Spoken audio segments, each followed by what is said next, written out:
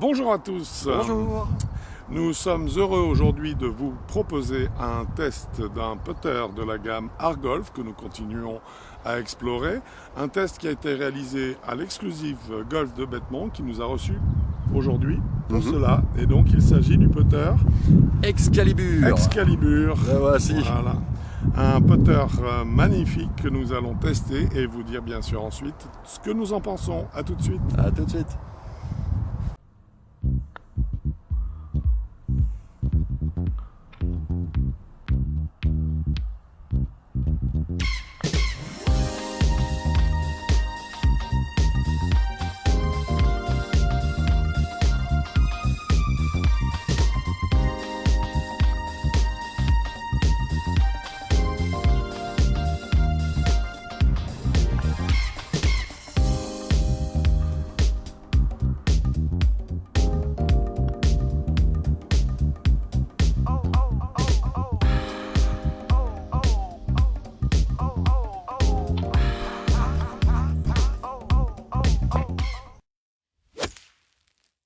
Nous voilà de retour pour discuter de ce putter de chez Argolf qui donc se nomme Excalibur.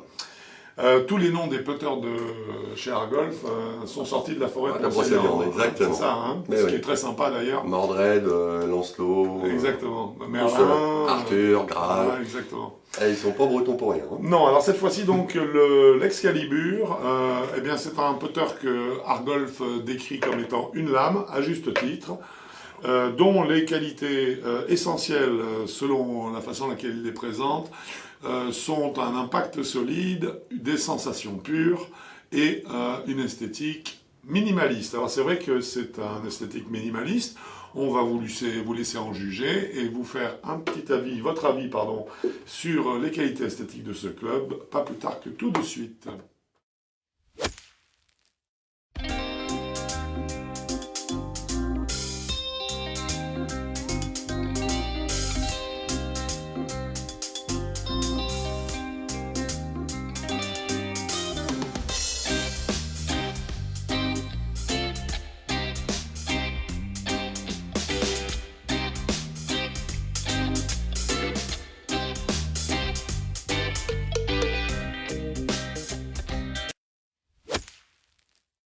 Alors d'un point de vue architectural, je vais vous lister l'ensemble des points qui ont retenu notre attention. Parce qu'il y en a beaucoup. Parce qu'il y en a pas mal.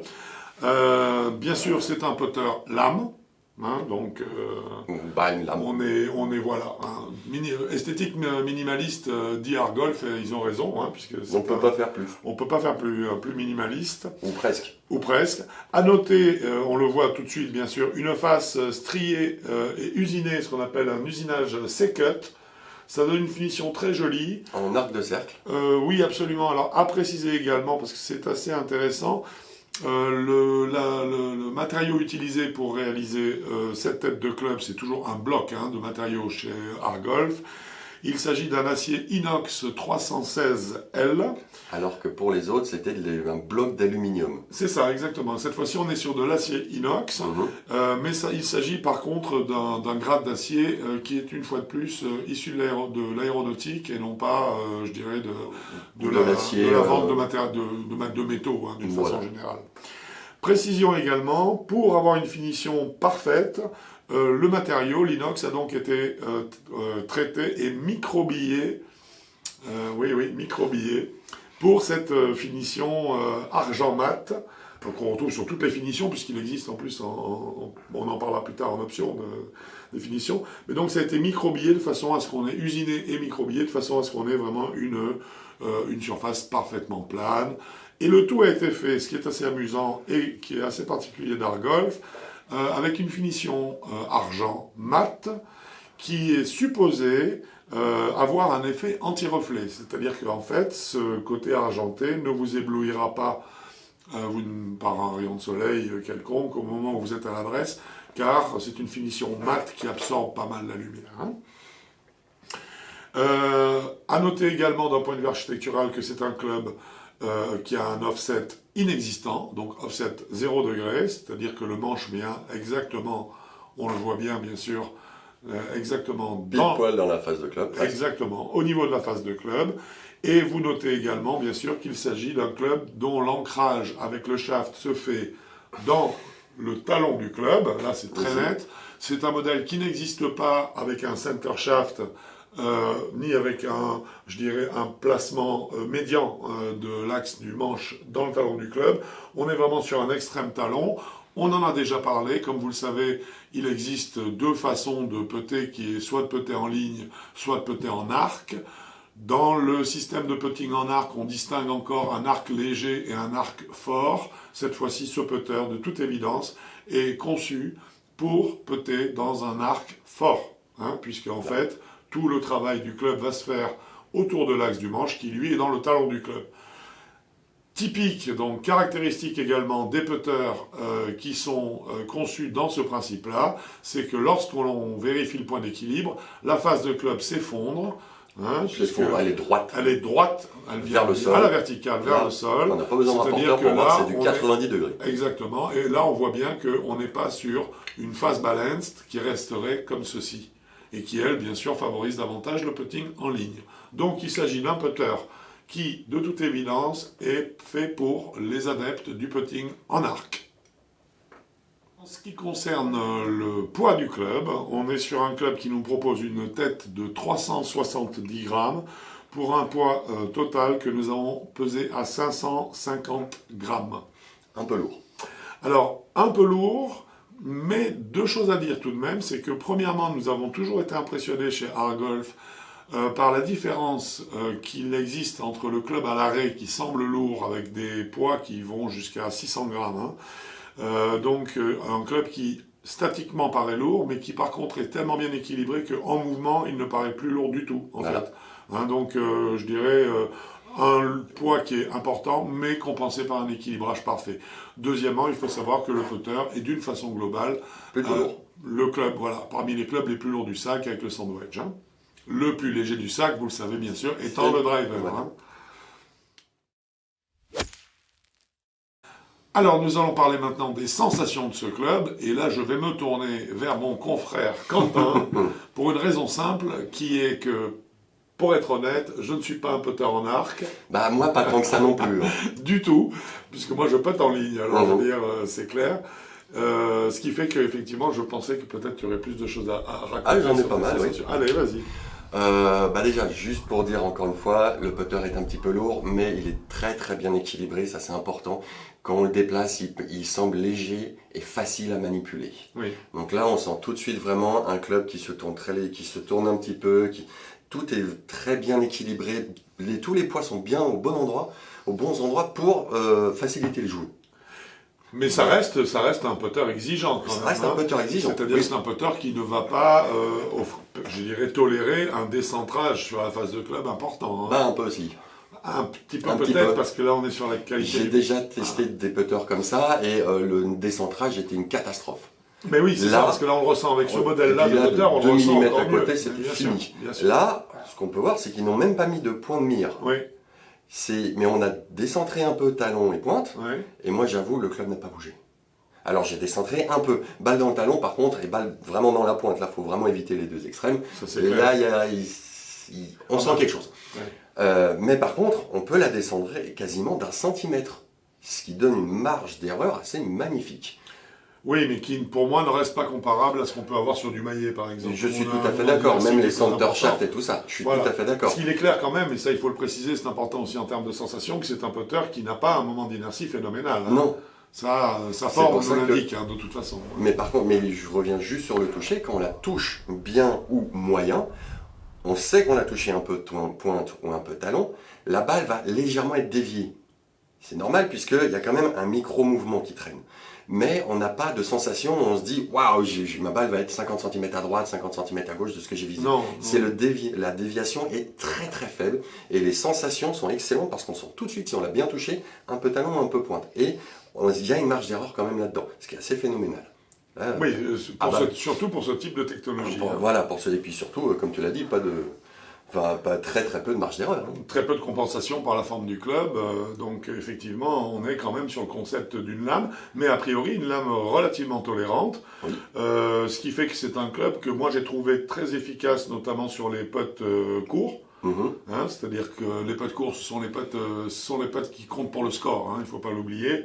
Si vous êtes capable à 2 mètres de systématiquement rentrer dans le trou, ça veut dire qu'à 2 mètres, vous en rentrez un de plus que les pros du tour américain, qui sont à 1 sur 2 à 2 mètres quand même. Donc là, je l'ai trouvé quand même très bien, très efficace sur les petits putts, parce que aussi j'ai trouvé d'une lecture très aisée.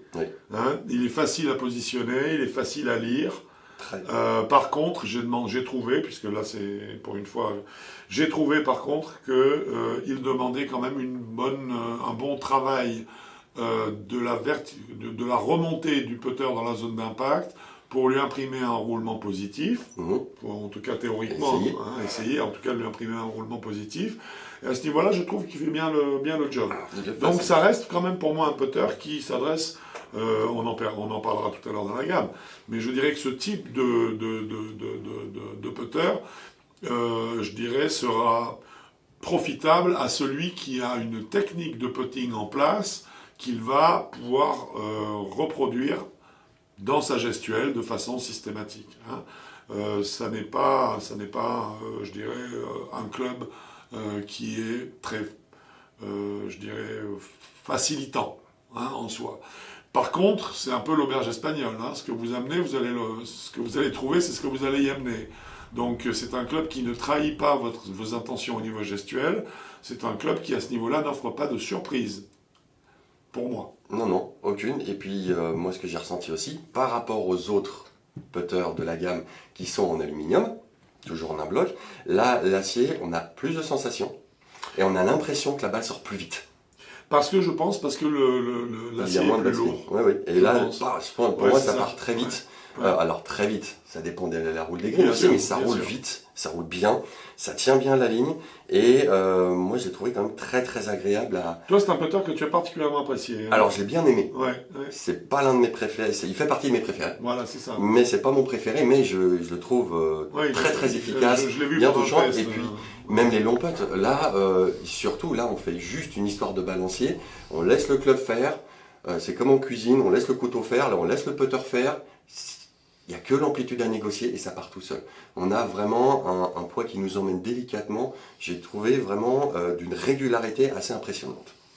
Moi, ce que j'ai vraiment, pour en finir en termes de sensations, j'ai trouvé quelque chose qui est assez commun en fait à Argolf, je trouve. C'est que vraiment, on a une espèce de neutralité parfaite entre le bout du grip et le bout la semelle du club. Ouais, la semelle du club, exactement. Une neutralité, le club n'amène aucune compensation, en fait. Mais par contre, il a des qualités intrinsèques qui font qu'il a une très bonne inertie, exactement ce qu'il fait. Et puis, pour certains modèles, plus ou moins de stabilité, bien sûr, dans l'espace, en fonction de la forme de la tête. Mais on a toujours ce côté... on a une relation très directe avec la balle, avec ces putters. Les sensations, ça remonte tout de suite. Tout de suite, c'est très direct. Et on sent que là, il n'y a pas de feutrage. Il y a vraiment un feedback qui est, je dirais... complet. Total, ouais, c'est ça, vraiment absolu. Il n'y a rien d'autre. On n'a pas l'impression qu'il y ait une part des vibrations qui soit absorbée par le manche ou la tête de club ou le grip, et qu'à l'arrivée, on ait une idée de ce qui s'est produit. Non, c'est vraiment... L'honnêteté pure. Ah oui, ça raconte pas de blague, très clairement.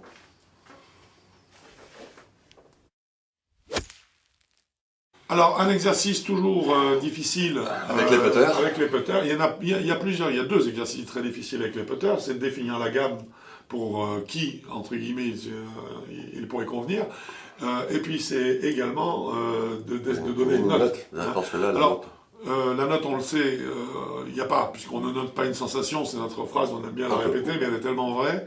Par contre, pour la gamme, on peut donner des ordres d'idées, exactement, et c'est ce qu'on va faire.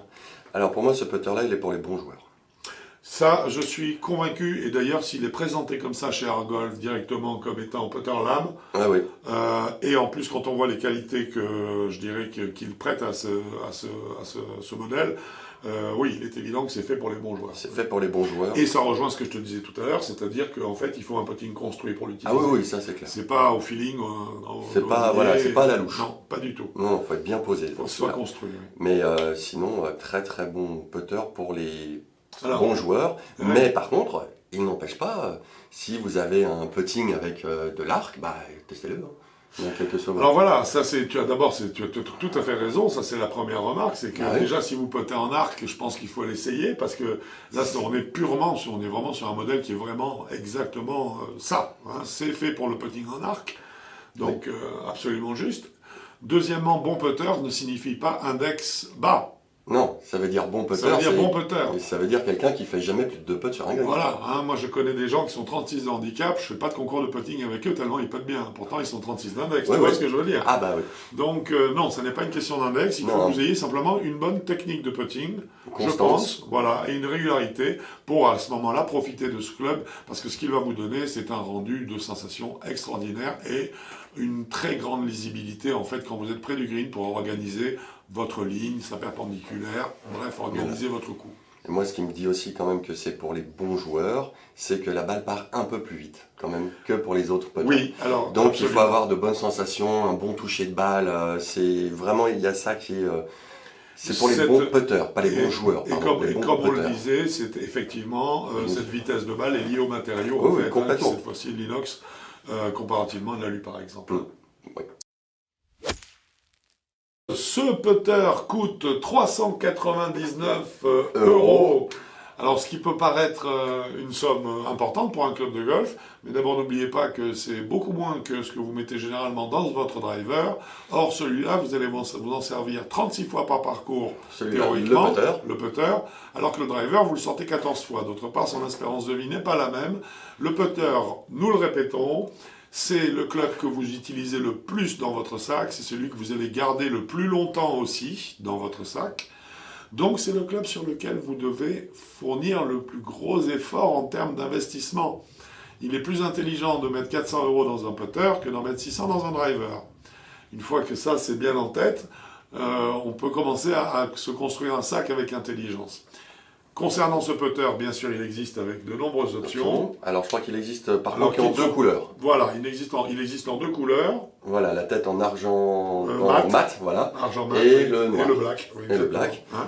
Par contre, il y a des options Alors, de, des- de, oui. de dessin, de Ah, dessin. de stamping. Voilà, de hein, stamping. c'est ça, elles sont facturées 70 euros, je crois. Il y a des Il y a des options, options de de grip à l'infini, Voilà. exactement, Voilà. avec des strokes. l'infini. L'infini, c'est beaucoup. Voilà. Mais avec L'infini. des modèles connus, Je vais loin. comme les super strokes, etc. Voilà, il y a etc. plein de choses, Il y a- différentes tailles. Voilà, forme pistolet, droite, etc. etc. Aussi, alors là, ça n'est pas le cas, mais puisqu'en fait, il n'y a pas, tu l'as remarqué tout à l'heure, Ouais, la ouais, ligne il n'y a pas de d'alignement. ligne. Généralement, dans cette option, on a aussi de changer la couleur De la de la ligne ligne. d'alignement. Là, Voilà. ce n'est pas le cas, mais par contre, tu peux jouer aussi sur la couleur du capuchon, sur la couleur des inscriptions. Oui, absolument. Là, il est noir, mais tu peux changer Oui, le oui. lettrage. Enfin, foule de choses Multitude. qui vont vous permettre, en fait, de faire de ce club Votre putter club. personnalisé. exactement et vraiment vous l'approprier comme une des armes les plus efficaces de votre sac. N'oubliez pas que si vous avez besoin de davantage d'informations sur ce modèle ou sur tous les autres modèles d'ailleurs de la gamme Argolf, vous faites appel à nous ou vous consultez la fiche produit qui se trouve sur le site et nous serons très heureux de vous donner toutes ces informations pour que vous puissiez Trouvez votre bonheur. trouver votre bonheur, exactement. Voilà, j'espère que ce test vous a plu. Mon cher Quentin, je te dis à bientôt sur un parcours, Au suravigolf.com. par exemple. Et puis d'ici là, bon golf à vous. À bientôt. Au revoir.